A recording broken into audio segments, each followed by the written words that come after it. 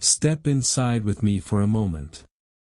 You push open the heavy wooden door of a cabin half buried in snowdrifts, its roof sagging beneath the frozen weight. A blast of air rushes past you, the kind of cold that steals your breath before you can shut the door behind you. Outside, the night presses in. Inside, the air isn't much better. And you realize, without warmth, you might not survive until morning. For frontier families, winter wasn't just uncomfortable, it was life or death. Every night carried the risk that one bitter chill could undo months of struggle. But before we step deeper into this story, take a moment to like this video and subscribe, if you enjoy this kind of content. And let me know your current location and local time in the comments. Now, dim the lights and imagine yourself here. You crouch down in the single-room cabin. Snow still clings to your boots. The scent of fresh-cut pine lingers in the air, shadows stretching long across rough timber walls. There's no furnace humming in the corner, no radiator to lean against, only a stone hearth, a smoky chimney, and the fragile hope that glowing embers will survive until dawn. You rub your palms together and exhale, your breath stinging with frost. Icicles form on the window panes. For settlers and pioneers, this wasn't imagination, it was nightly reality. Temperatures regularly plummeted far below freezing, and their hastily built log or sod cabins offered little protection. No insulation. No glass windows. Just cracks that leaked drafts sharp as knives. Quilts, blankets, animal hides, and sheer stubbornness stood between families and frostbite. Historians still debate whether they ever slept comfortably at all, or simply shivered half awake, turning like rotisserie chickens to keep both sides from freezing stiff. Look to the corner. A straw mattress lies there, nothing soft or plush, just dried grasses or corn husks stuffed in a ticking sack. Scratchy, uneven, and often alive with mice. Yet to a frontier family, even this felt like a gift. Layered with blankets, feather quilts if they were lucky, or heavy hides, the bedding sometimes became so weighty it pinned sleepers down. But it was warmth, and that was all that mattered. Some survival tricks may surprise you. Settlers sometimes mixed cow dung with clay to plaster the walls. Not exactly glamorous, but this crust sealed cracks against icy winds.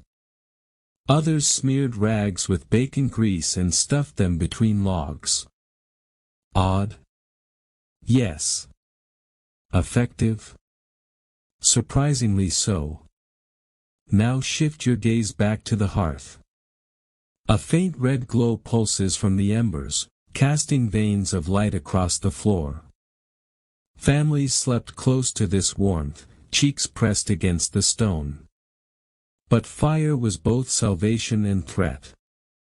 Sparks could leap onto bedding, while smoke often filled the cabin, stinging eyes and lungs.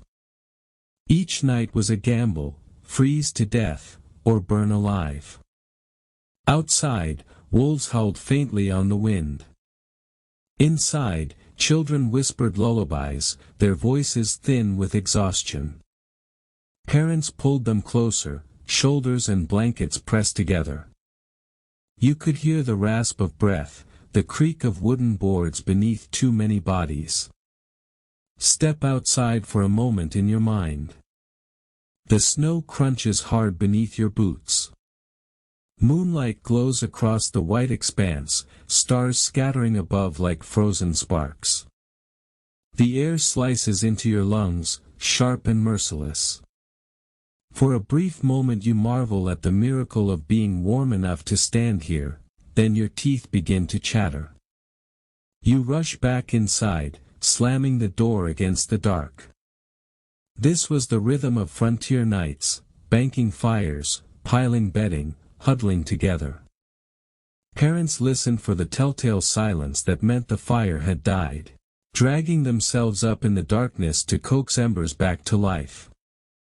Morning often arrived with frost tracing lacework across shutters, water pails frozen solid, and children reluctant to leave their fragile cocoons. For these families, survival was never about comfort. It was about endurance, invention, and togetherness stitched into every weary breath. Now imagine the work it took to make even this much shelter possible. A cabin wasn't just wood stacked in the wilderness, it was the difference between seeing spring or being buried beneath winter snow. Settlers felled trees, stripped branches, and stacked the logs into rough squares. Cracks were stuffed with moss, mud, clay, even animal hair. This crude chinking slowed the icy drafts just enough to keep families alive. Roofs, often made of hand-cut shingles, groaned under heavy snow. Some collapsed in the night. Floors were usually just hard-packed dirt, sucking warmth from toes and bedding alike. Families spread straw or rushes to soften and insulate, replacing it weekly.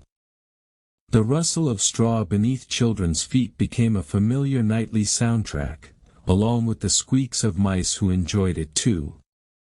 Every detail of life inside these cabins was about compromise.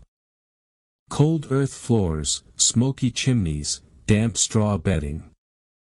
Yet families adapted, improving little by little as they gained tools, neighbors, and resources.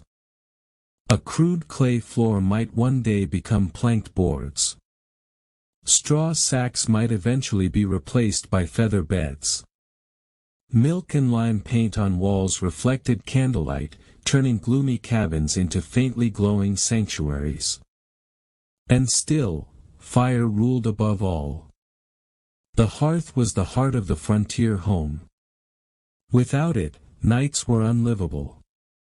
Each evening the flames were carefully banked, embers buried in ash so they would smolder until morning.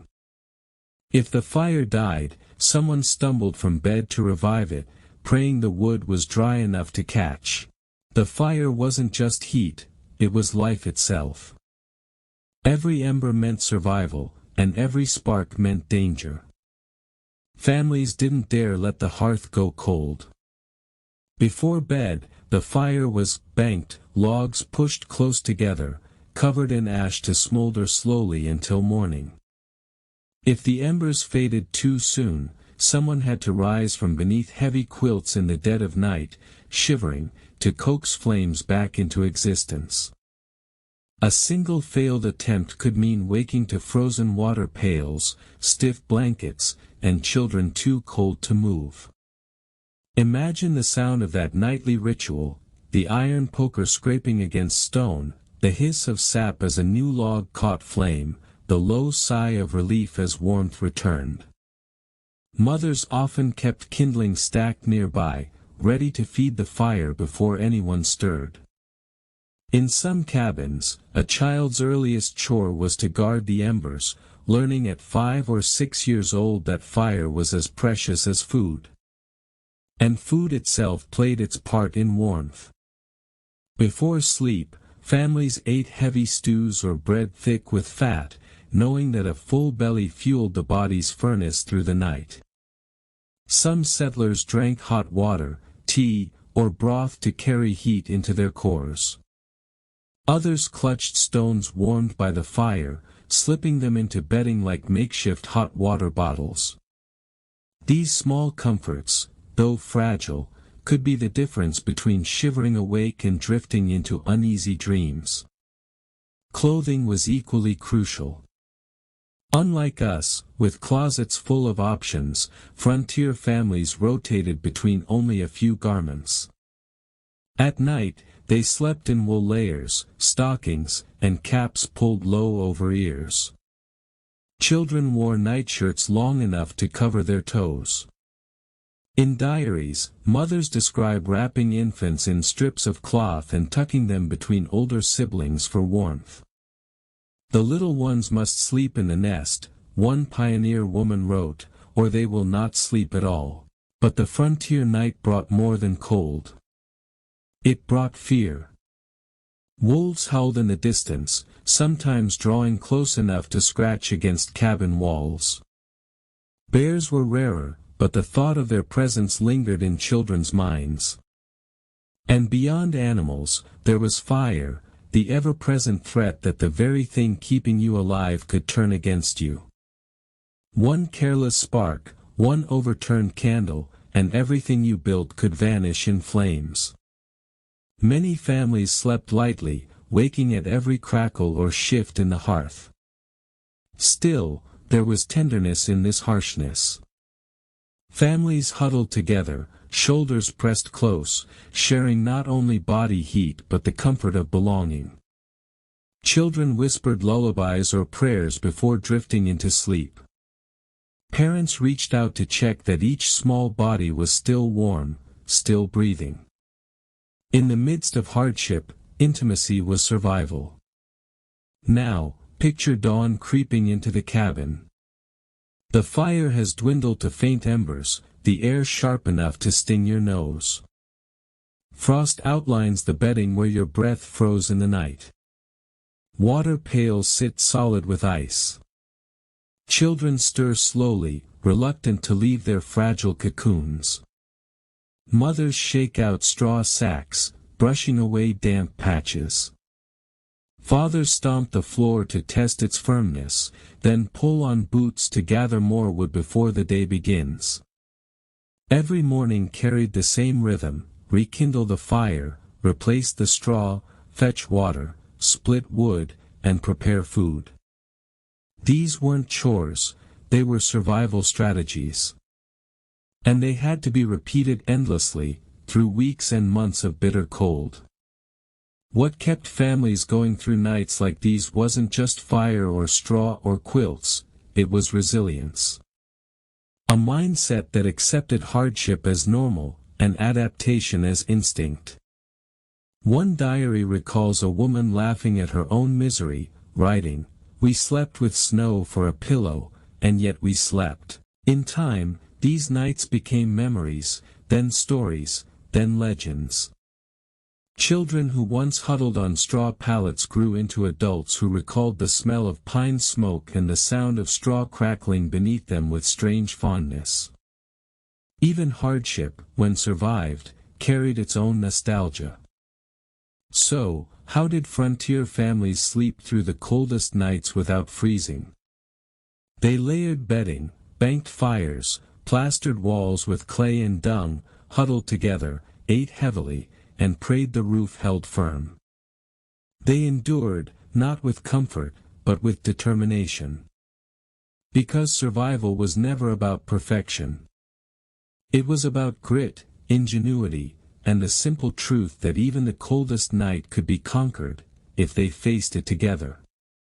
When storms rolled in, the hardships multiplied. A blizzard was not simply bad weather, it was a siege. Families could be trapped indoors for days, even weeks, with snow piled higher than the cabin windows. The walls groaned under the weight, wind shrieked through every crack, and the air inside grew heavy with smoke from a constantly burning fire. In those moments, the cabin became both fortress and prison. Food stores dwindled quickly. Meals shrank to thin broth or coarse bread. Children grew restless, playing in the cramped space, their laughter muffled by hunger and cold. Parents hushed them gently, conserving energy, conserving hope. Outside, the world was smothered in silence. Only the roar of the wind and the rattle of branches reminded you that beyond the cabin walls, nature was unrelenting. Illness spread easily in such conditions. Colds turned to fevers, coughs rattled through the night. With no doctors nearby, mothers mixed herbal remedies, steeping pine needles or willow bark into bitter teas. Sometimes they worked. Sometimes they didn't. Diaries speak of parents pacing beside sick children, holding tiny hands as frost painted lace on the windows. For many, survival was a coin toss tossed by winter itself. And yet, there was resilience. Settlers learned to prepare before the storms hit, stacking wood high, curing meat, storing root vegetables in cellars dug beneath frozen ground. Candles were dipped by the dozen, quilts mended, boots patched. A family who failed to prepare would suffer, and everyone knew it. Survival was not luck alone, it was foresight, and 1,000 small acts of discipline. Still, the nights took their toll on the mind.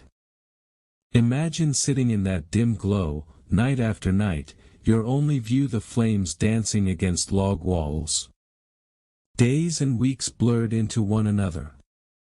Cabin fever was real, an oppressive sense of being trapped, pressed in by snow and silence. Some settlers admitted to weeping quietly in the dark, overwhelmed by isolation.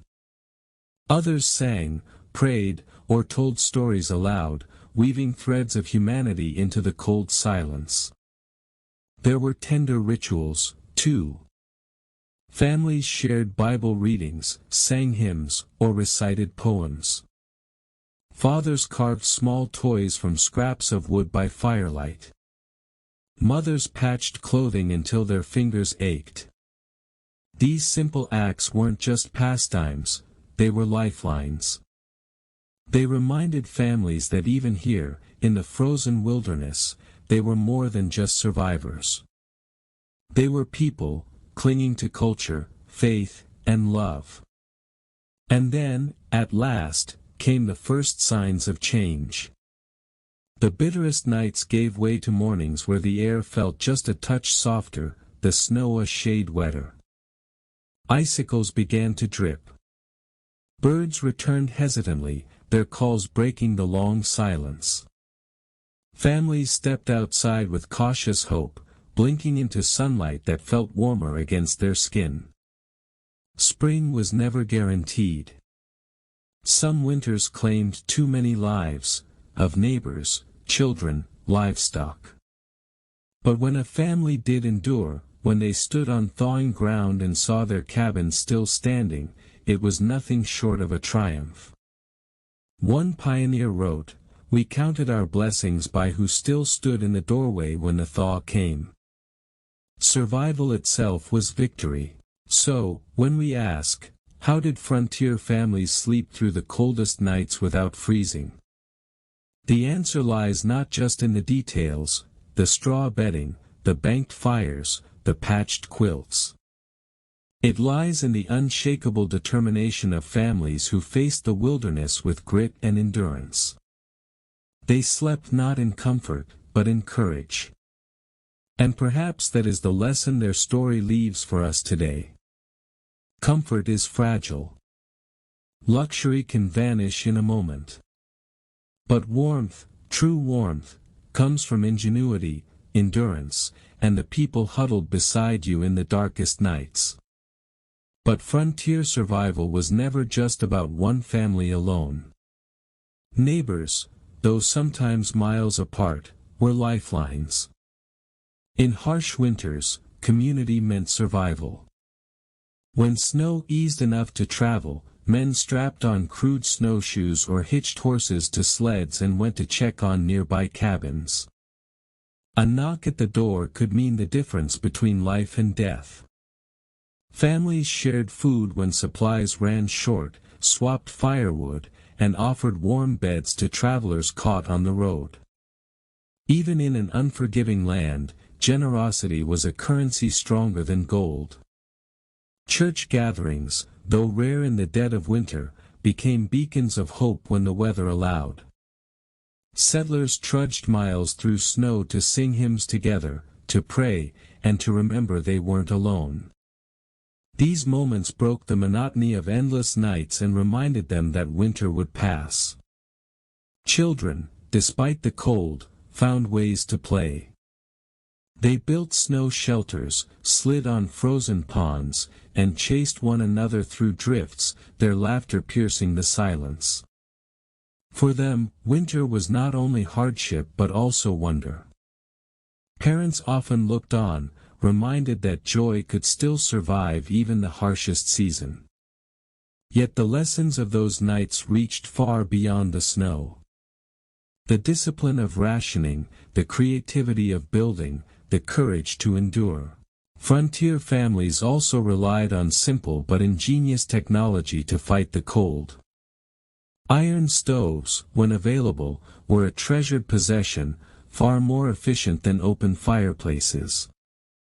Their steady heat could warm a room and allow food to simmer all night.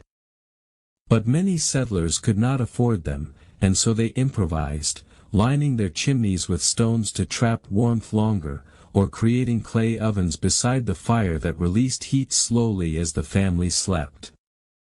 Even lighting played its part. Tallow candles and oil lamps were not just for visibility, they gave off small but precious warmth. Families learned to place them strategically, letting every flicker serve double purpose. Nothing was wasted. Clothing, too, became armor against the winter. Wool socks were pulled on in layers, mittens were lined with fur, and cloaks were patched again and again until the fabric was more thread than cloth. Children often wore garments handed down through 3 or 4 siblings, each stitch a testimony to survival. At night, everyone slept in their clothes, sometimes with scarves wrapped tightly around heads and faces, breath rising in clouds that hung in the frigid air above their beds. But perhaps the greatest struggle was not with the body, but with the mind. The endless cold, the howling wind, the uncertainty of tomorrow, it wore at the human spirit. Some settlers admitted in journals that they feared the silence more than the snow. The world felt cut off, isolated, as if the family cabin were the only place left alive on earth. For every tale of triumph, there were stories of despair, of people who could not endure the mental weight of winter's prison. And yet, these families endured. They endured because they had no choice. Each winter was both enemy and teacher. It taught them thrift, because every scrap of food mattered. It taught them unity, because division inside a cabin meant disaster. And it taught them reverence. When spring finally arrived, survival was not just relief, it was renewal. Families celebrated by opening shutters wide, airing out quilts heavy with the scent of smoke, and leading livestock back into fresh pastures. Children ran barefoot again, mothers planted seeds in thawed soil, fathers turned their hands from chopping wood to building fences and barns. The rhythm of life returned, and the haunting memory of winter slowly faded. But it never truly left. Every scar, every hardship, became part of the story of who they were. And as the years passed, those stories were handed down, around campfires, in family Bibles, in letters sent eastward. They became more than memories. They became legend. A story of endurance that defined what it meant to be a pioneer. Because when we ask, how did they sleep through the coldest nights without freezing? We uncover more than survival strategies. We uncover a way of life, a philosophy born of necessity, resilience, and faith. In the silence of those frozen nights, wrapped in blankets of wool and courage, frontier families built not just homes but a legacy of strength that echoes across history, reminding us that even in the darkest winters, the human spirit burns bright. Frontier journals and letters reveal the human voices behind the struggle. One settler's wife in Wisconsin wrote, "The snow lay so deep that my husband could not reach the barn without a shovel, and the milk froze solid in the pails before he returned inside. Yet we thanked the Lord that our firewood was dry and our children still laughed." Another pioneer recalled waking up to find frost etched across her quilt, as if the cold itself had crept inside to mark its territory. She wrote of the strange beauty in it, delicate crystals glittering in the first light of dawn, even as she fought to keep her infant warm against her chest. These glimpses remind us that frontier life was not just a test of endurance. It was also a life of contrasts, hardship laced with moments of fragile beauty. Imagine stepping outside at midnight, wrapped in layers, the sky so clear it seemed carved from glass, stars burning brighter than anywhere else on earth. For a moment, the cold was forgotten. Nature, even in its harshest form, offered wonder. But wonder did not put food on the table, and so families developed strict winter routines. The day was measured by firewood, cutting it, carrying it, burning it. By food, rationing, stretching, preserving. And by prayer, hoping the weather would not break them. In many ways, survival was a discipline, a rhythm that became second nature. Yet the memory of those winters carried forward, shaping how communities developed. As settlements grew into towns, barns were built larger, food storage became more sophisticated, and neighbors banded together more formally. The lessons of those early nights lingered: no one should face winter alone. This spirit of cooperation birthed traditions we still recognize. Barn raisings, quilting bees, and community suppers often began as survival strategies, ways to pool strength against the cold season. Even schoolhouses doubled as meeting places in winter, their stoves warming not just children but entire neighborhoods who gathered to sing, debate, and share news. Generations later, descendants of pioneers would speak of their ancestors' winters with reverence. Family stories were retold by fireplaces in more comfortable homes, homes now equipped with glass windows, iron stoves, even cold deliveries. And yet, the pride remained. Surviving a frontier winter was more than endurance, it was proof of character. In truth, these long nights on the frontier built the backbone of a nation. They instilled values of perseverance, of resourcefulness, of faith in community. They reminded every family that survival was not an individual pursuit. So, when we look back and ask, how did frontier families sleep through the coldest nights without freezing? We are not only asking about wool and firewood. We are asking about resilience, sacrifice, and the will to pass through darkness into light. Because behind every frozen night was the promise of another spring.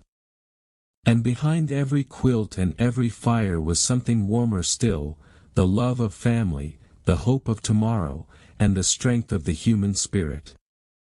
Yet winter on the frontier was more than just a season to endure, it was a teacher. Every storm carved lessons into those who survived. Lessons about humility, about respecting nature, and about the strength of community. For many settlers, the cold reminded them of their smallness against the vast wilderness. A man might fell trees, hunt game, or build walls as thick as his own courage, but one night of bitter frost could undo his work. Winter stripped away pride and forced families to admit that survival was not guaranteed. That humility, though painful, gave birth to resilience. And the memory of those winters lingered long after the snow melted. Families carried the scars of cold, the hunger of rationed food, the memory of nights when the fire almost died. But they also carried a deep gratitude for life itself. When spring came, every green shoot, every bird's song, every warm breeze felt like a miracle. Children raised in those cabins never forgot. Even as adults, when they built bigger homes or moved to towns, they remembered the winters of their youth. They remembered sleeping shoulder to shoulder with siblings for warmth, watching parents mend clothing by candlelight, or waking to find a jug of water frozen solid inside the house. These memories became stories, and the stories became legends, tales told to grandchildren by firesides in a new century. And what of us today? What do these stories mean in a world where warmth comes with the flick of a switch, where food is delivered by truck, where walls are built to shut out the wild? Perhaps the lesson is this: comfort is never permanent. Our ancestors lived close to that truth. They knew that survival depended not on abundance, but on preparation, on grit, and on the strength of family. They understood that to endure the coldest nights, you needed more than firewood and blankets. You needed courage, patience, and faith. In many ways, we are heirs to their endurance. The warmth we enjoy is built on the sacrifices of those who came before us, people who faced the darkness with nothing but quilts, candles, and hope. Their struggle reminds us that resilience is part of who we are, woven into the fabric of our history. So when we ask again, how did frontier families sleep through the coldest nights without freezing? The answer is simple, yet profound. They survived by leaning on each other, by refusing to surrender, by finding warmth not only in fire but in love. And in their story lies a timeless truth: no matter how cold the night, no matter how deep the storm, the human spirit can always find a way to endure. But the frontier winter was not only physical, it was spiritual. For many families, faith was the one fire that never went out. In the darkest nights, when wind clawed at the cabin walls and food was almost gone, they turned to prayer. Bibles were read by lamplight, verses recited softly over sickbeds, hymns whispered while snowstorms raged outside. Faith gave meaning to suffering. It reminded them that hardship was temporary, and endurance was eternal. Folklore, too, played a role in survival. Around the fire, stories were told, of wolves stalking the woods, of spirits wandering snow-covered fields, of ancestors who had faced even harsher winters and prevailed. These tales were both warning and comfort.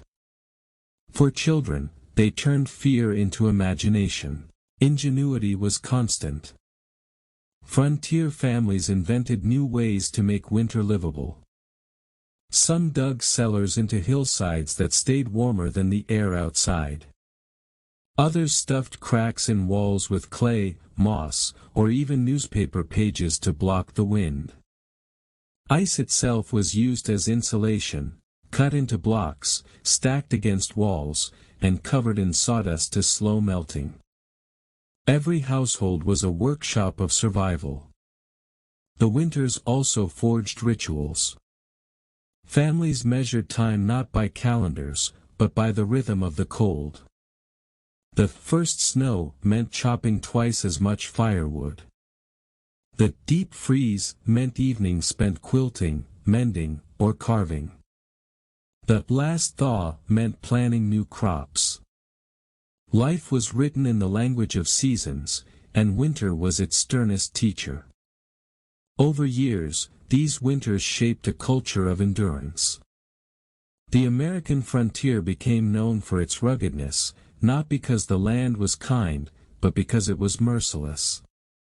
Those who survived were not merely settlers, they were testaments to human persistence. Their traditions, their values, even their superstitions, were forged in the crucible of snow and silence. And yet, there was beauty in the struggle.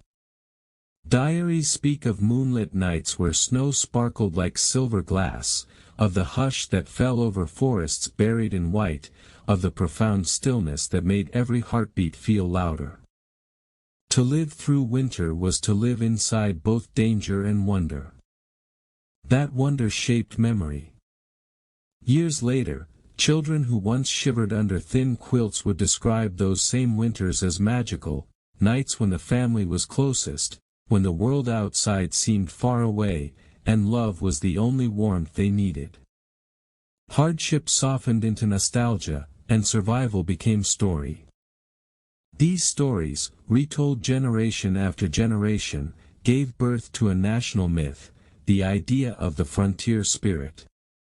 A spirit of toughness, resourcefulness, faith, and unity. A spirit that believed no winter was too long, no storm too fierce, no night too dark to endure. And so the legacy lives on. Even today, when we walk into a warm room on a cold night, or share a blanket with someone we love, we echo the rituals of those frontier families. We may not hear the wind screaming through log walls, but the lesson remains: survival is not about avoiding the storm. It is about facing it, together, until the dawn. But if we want to understand the full truth of those nights, we can't just imagine the cold, we have to listen to the voices that lived it, and yet, these struggles were not faced alone. Indigenous nations, whose homeland stretched across these icy frontiers for centuries before settlers arrived, had already developed sophisticated ways of enduring cold. Wigwams covered in bark and hides. Pioneer diaries and letters paint a vivid picture. Laura Ingalls Wilder, whose childhood memories became the Little House books, described nights so cold that the air inside their cabin sparkled with frost. She remembered waking to see her own breath turned white against the dark. Her family huddled together under quilts stitched from scraps, the fire carefully banked each night so embers would not die. For Wilder, winter was not just hardship, it was the stage for resilience, ingenuity, and storytelling. Other accounts are starker. A settler in Ohio wrote of nights when water froze solid in cups beside the bed, and frost-coated blankets with a thin crust of ice. Families often woke stiff and aching, having turned in their sleep again and again to share warmth. One New England journal recalls the sound of trees splitting in the cold, loud as gunfire, echoing through the night. These were not poetic winters, they were battles for survival. Earth lodges sunk deep into the ground, and buffalo robes used as layered insulation were far more efficient than many log cabins. Some settlers adopted these methods, though rarely did they admit it openly. Survival knowledge, quietly shared, often crossed cultural boundaries, even if history books didn't always record it. By the late 1800s, winter survival began to change. Iron stoves replaced open hearths, making cabins warmer and safer. Sawmills turned rough log walls into planks, and newspapers, once pasted inside for insulation, began delivering not just warmth but headlines of a growing nation. Still, the memory of those early winters lingered. They became a story families told their children: we endured. We survived. And so will you. That memory shaped more than households. It shaped identity. The phrase, frontier spirit, grew out of those winters, an idea that endurance itself was an American inheritance. To work with your hands, to face the storm without flinching, to find hope in the smallest fire, that became a cultural myth, passed down like folklore. Even today, when modern heating keeps us safe, echoes of that myth remain in the way we talk about grit, resilience, and survival. But if you strip away the legend, what you're left with is something even more human. Families pressed together on straw pallets. The smell of pine smoke. The silence of a snow-blanketed forest. The fragile glow of firelight on rough-hewn walls. These are not just details of survival, they are details of love, of community, of people choosing life again and again, night after night. And maybe that's the final truth of how frontier families slept through the coldest nights without freezing. It wasn't strength alone. It wasn't just cabins or fire or quilts. It was the closeness of people, the shared breath in the dark, the whispered stories, the stubborn refusal to let go of each other. Because in the end, survival was never about being comfortable. It was about being together. Even after centuries, the lessons of those cold nights continue to whisper through time. Museums across the United States still preserve cabins from the frontier era. Step inside one today, and you'll immediately notice the scale: small, low ceilings, walls so thin you can almost feel a draft even in summer. The fireplace takes up an entire wall, reminding you of its importance. Beside it, tools hang: iron kettles, tongs, wooden ladles blackened by smoke. These artifacts are not decorations, they are the frozen remains of survival strategies, still telling their story. But it wasn't only homes that carried these traditions.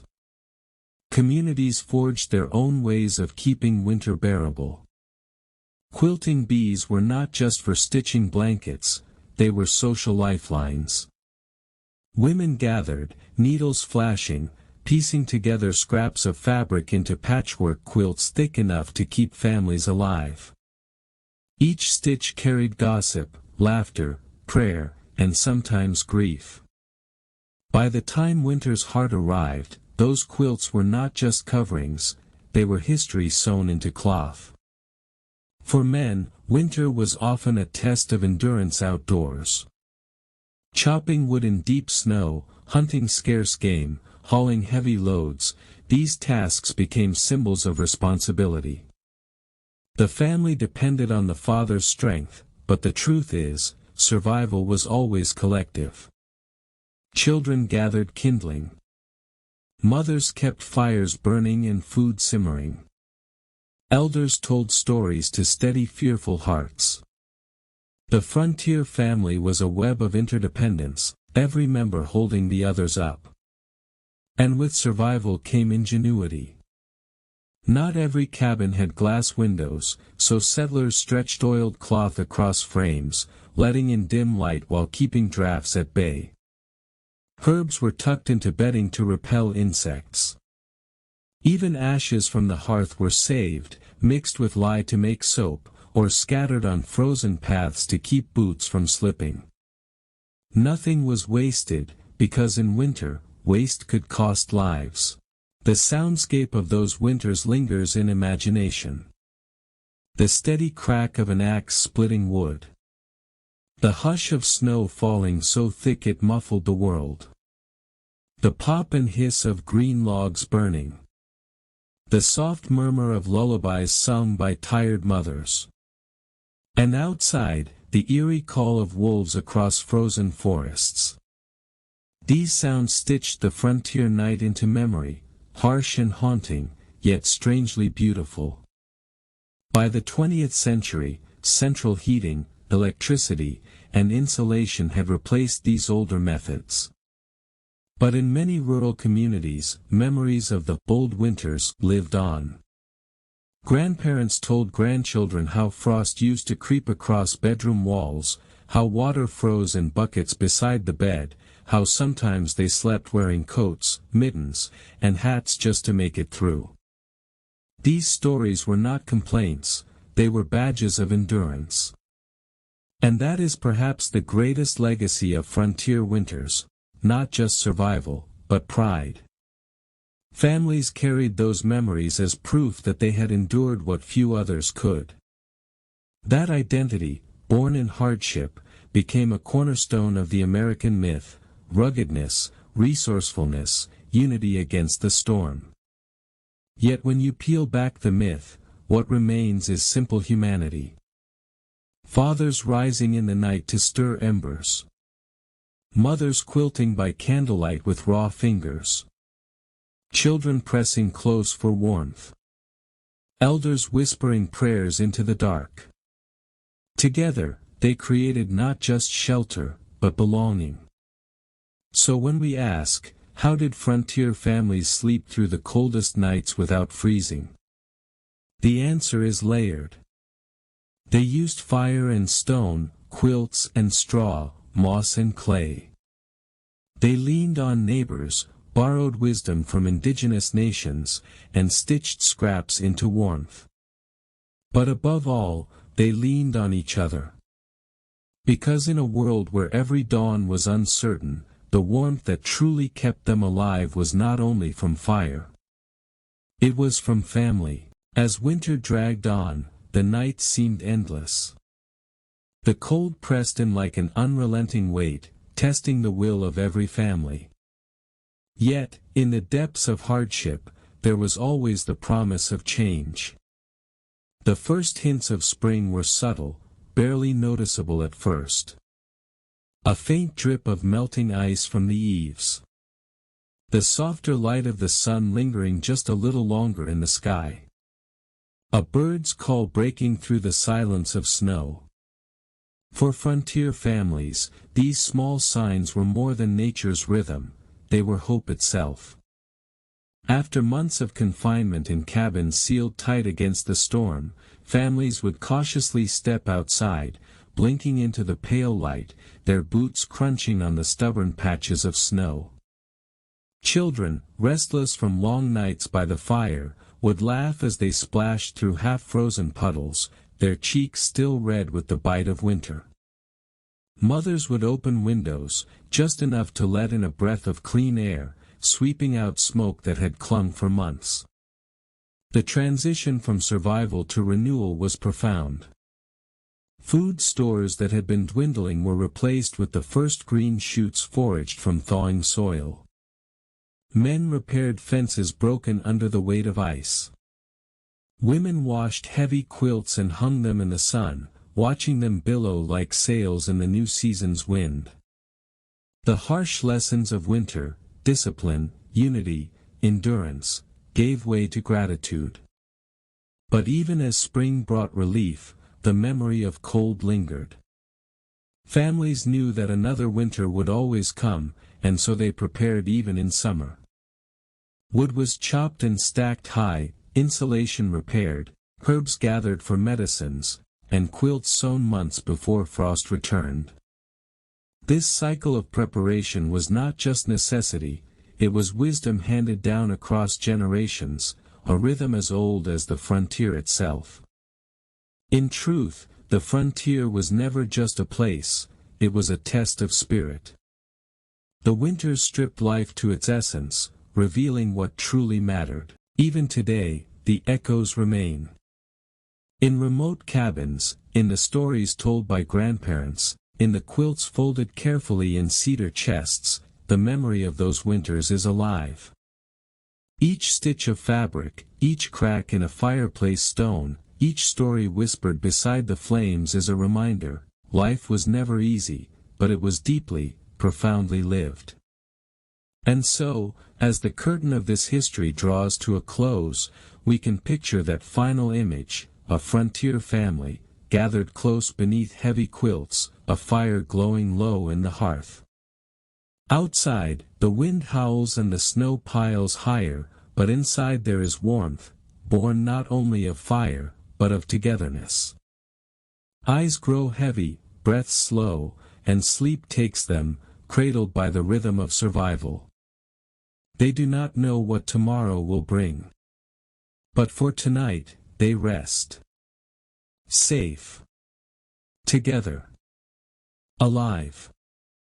But the story of frontier winters does not end inside those cabins.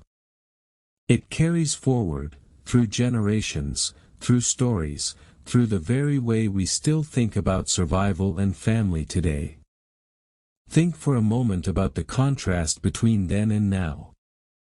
Today, we flip a switch and a furnace roars to life. Thermostats keep homes at a steady, comfortable temperature. Modern blankets, electric heaters, insulated windows, they shield us from winter in ways frontier families could never imagine. Yet in gaining convenience, something was lost. The hardship that once bound families tightly together has been softened, blurred by technology. For frontier families, the cold was not an inconvenience, it was a teacher. It demanded cooperation. It punished laziness. It rewarded preparation and foresight. A forgotten chore, like failing to stack enough wood, could mean frostbite or worse. A poorly mended roof could let in snow that destroyed a family's food supply. Every decision carried weight. Every action echoed into survival. This shaped not only their nights, but their very character. A kind of endurance was born in those winters that became part of the American spirit itself, rugged, determined, unwilling to break under pressure. These traits, forged in the struggle to survive freezing nights, carried into how communities grew, how pioneers expanded westward, and how generations later, resilience still defined families facing hardship. But it wasn't just about toughness. Frontier winters also revealed tenderness. Neighbors checking on one another. Families sharing food with those less fortunate. Quilts passed down as heirlooms, carrying the warmth of one generation into the next. Even songs and lullabies sung on the coldest nights were more than music, they were comfort, a way to soothe frightened children and remind them they were not alone. We often imagine history as battles, inventions, and leaders. But in truth, history is also built in quiet cabins on frozen nights, where mothers whispered prayers into the dark, fathers rose to stoke embers, and children huddled under blankets stitched by tired hands. The frontier was not just won in open fields or with wagons rolling west, it was endured, night after night, in silence, in patience, in love. And though centuries have passed, the echoes still reach us. Every time a storm knocks out power and families gather around a fireplace or candlelight, we reenact a fragment of that old life. Every time we tell stories of ancestors who braved impossible winters, we honor their grit. Every time we wrap ourselves in a handmade quilt, we carry the legacy of those frontier nights. It is a reminder that comfort was never guaranteed. It was built, stitch by stitch, log by log, flame by flame. And above all, it was shared. So when we ask, how did they sleep through the coldest nights without freezing? The answer grows larger the more we look. They slept with fire. They slept with quilts. They slept with faith and with vigilance. But most importantly, they slept with one another. Side by side, shoulder to shoulder, bound together in the most human of ways. In the end, survival was never just about the cold. It was about connection.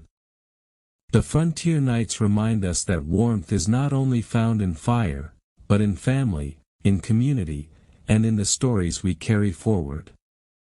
And that is the true legacy of the frontier winter.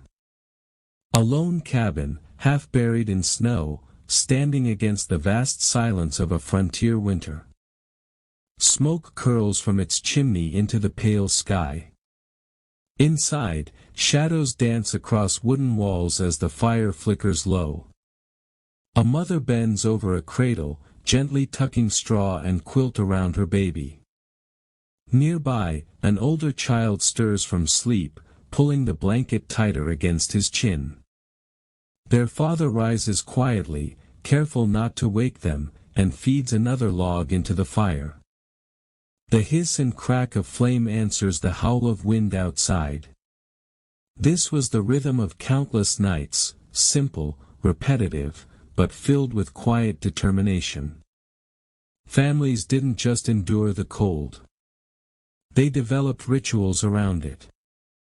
Before bed, hot stones were heated in the fire, then wrapped and placed beneath blankets to give a few precious hours of warmth. Herbs were brewed into teas to ward off colds. Children were taught to check that embers never died completely. These habits weren't luxuries. They were survival disguised as routine. Now imagine the mornings. The cabin would wake to a frost so thick it glittered like crystal on every surface. Breath hung in the air. Water buckets by the door froze solid overnight. The first task was always the fire. Without it, nothing else could begin. The eldest children might run outside, boots crunching in the snow, to fetch fresh wood. The air was so cold it burned their lungs, yet they laughed, racing one another, learning resilience without even knowing it. Outside, the landscape told its own story. Forests stood silent under heavy snow, every branch bowed. Rivers froze into stillness. Game grew scarce. And yet, families adapted. They learned where animals sheltered. They set traps carefully. They saved every scrap of food, every drop of fat, every shred of cloth. Waste meant weakness, and weakness meant danger. But within the hardship, there was also beauty. Step outside on a clear frontier night, and the stars stretched endlessly overhead, bright enough to cast shadows on snow. The silence was so complete, every sound carried, the creak of trees, the distant call of an owl, the crunch of snow under boots. It was haunting, yes, but it was also unforgettable. These scenes shaped the memory of those who lived them. Years later, when pioneers looked back, they didn't just recall the suffering. They remembered the closeness. Families sleeping side by side, listening to one another breathe. Mothers humming lullabies to soften the fear of storms. Fathers telling stories by firelight, their faces glowing in the flame. Children laughing under heavy quilts, inventing games in the shadows. And so, the coldest nights were never truly silent. They were filled with voices, prayers, songs, whispers, and laughter, woven together with the crackle of fire and the howl of the wind. That tapestry of sound became part of the frontier's heartbeat. Even now, if you visit a preserved log cabin, you can almost feel it. Run your hand across the rough-hewn timbers and you sense the lives once lived there. You can almost hear the echoes of children's laughter, the steady rhythm of an axe outside, the quiet sigh of a tired mother by the hearth. The past is not gone, it lingers, waiting for us to remember.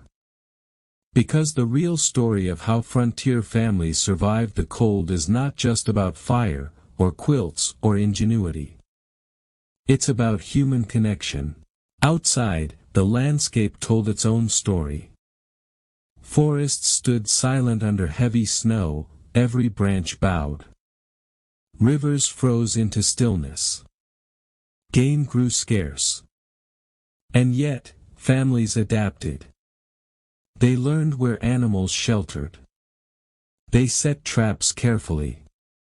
They saved every scrap of food, every drop of fat, every shred of cloth. Waste meant weakness, and weakness meant danger. But within the hardship, there was also beauty. Step outside on a clear frontier night, and the stars stretched endlessly overhead, bright enough to cast shadows on snow. The silence was so complete, every sound carried, the creak of trees, the distant call of an owl, the crunch of snow under boots. It was haunting, yes, but it was also unforgettable. These scenes shaped the memory of those who lived them. Years later, when pioneers looked back, they didn't just recall the suffering. They remembered the closeness. Families sleeping side by side, listening to one another breathe. Mothers humming lullabies to soften the fear of storms. Fathers telling stories by firelight, their faces glowing in the flame. Children laughing under heavy quilts, inventing games in the shadows. And so, the coldest nights were never truly silent. They were filled with voices, prayers, songs, whispers, and laughter, woven together with the crackle of fire and the howl of the wind. That tapestry of sound became part of the frontier's heartbeat. Even now, if you visit a preserved log cabin, you can almost feel it. Run your hand across the rough-hewn timbers and you sense the lives once lived there. You can almost hear the echoes of children's laughter, the steady rhythm of an axe outside, the quiet sigh of a tired mother by the hearth. The past is not gone, it lingers, waiting for us to remember. Because the real story of how frontier families survived the cold is not just about fire, or quilts, or ingenuity. It's about human connection. The night is at its coldest. The cabin stands small against a sea of white, snow piled high against its walls.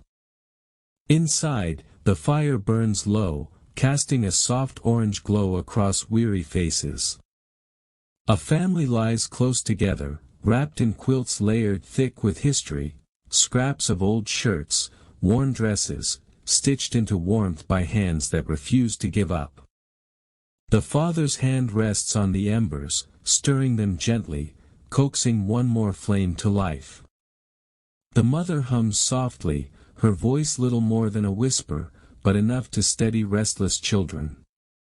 Outside, the wind howls like a living thing, rattling shutters, clawing at the roof, testing every seam of the cabin. Yet within, there is peace. The children's eyes grow heavy. Their breaths deepen, clouding the air in faint little puffs. The parents exchange a glance, a look not of fear, but of quiet triumph. Another night survived. Another morning promised. And as the fire settles into a steady glow, the camera pulls back. First, we see the family huddled close. Then the cabin, glowing like a single ember in the vast dark. Then the frozen wilderness, stretching silent and endless beneath a sky filled with stars. A voice lingers over this image. In the end, warmth was never only found in fire. It lived in the closeness of families, in the strength of communities, in the love that carried them through the storm. And so, through the coldest nights, the frontier endured, not with fear, but with faith. Not with despair, but with hope. The wind fades. The stars burn brighter. The cabin glows like a heartbeat in the wilderness.